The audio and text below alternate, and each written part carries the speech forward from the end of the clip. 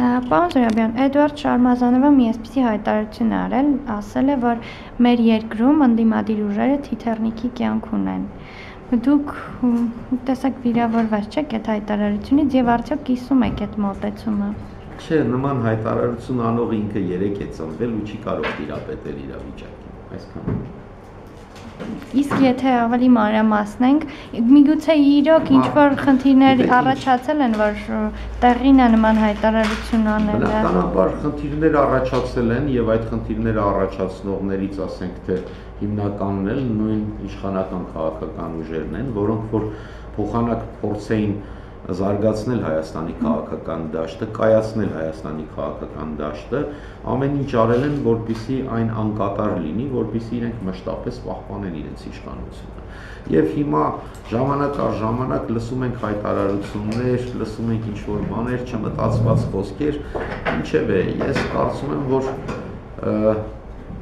խոսքեր են, որոնց նույնիսկ մեկնաբանել, ասենք թե չարժի։ Նա իր իրավունքն է ունենալ նման տեսակետ։ Ինչևէ, կյանքը ցույց կտա, ինչ-որ ժամանակ կանցնի, մի օր ոնց ուզում է լինի, իշխանություն կփոխվի, այս իշխանության մեջ այսօր այս ձևով խոսող մարդկանց դրանից հետո կտեսնենք, ասենք թե։ Շատ հետաքրքիր կլինի հանդիպել, տեսնել, իրանց տեսակետները հարցնել։ Հիմա օրինակ եկեք մի բան հիշեցնեմ ձեզ։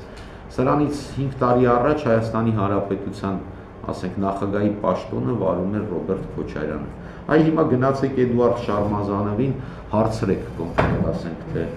ով ամենա, չգիտեմ, մեծը, գեղեցիկը եւ այլն, բան, ինքը մոռացած կլինի, որ ասենք Ռոբերտ Քոչարյանն էր, իսկ հիմա այտենց, ասենք, այդ արժեքային համակարգով մարդիկ երկիր են պահում, երկիր են տանում առաջ, եթե գտնում են, որ դա է ճանապարհը, ինչ ասեմ։ Ես գտնում եմ, որ նույն Էդուարդ Շարմազանովը շատ ավելի, ասենք,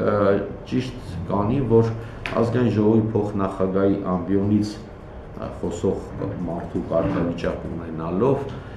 ինքը զերծ մնա նման արտահայտություններից, որևէ բացասական բան չեմ ուզում ասել, բայց իր համար է կարծում եմ դա ավելի լավ։ Շնորհակալ եմ։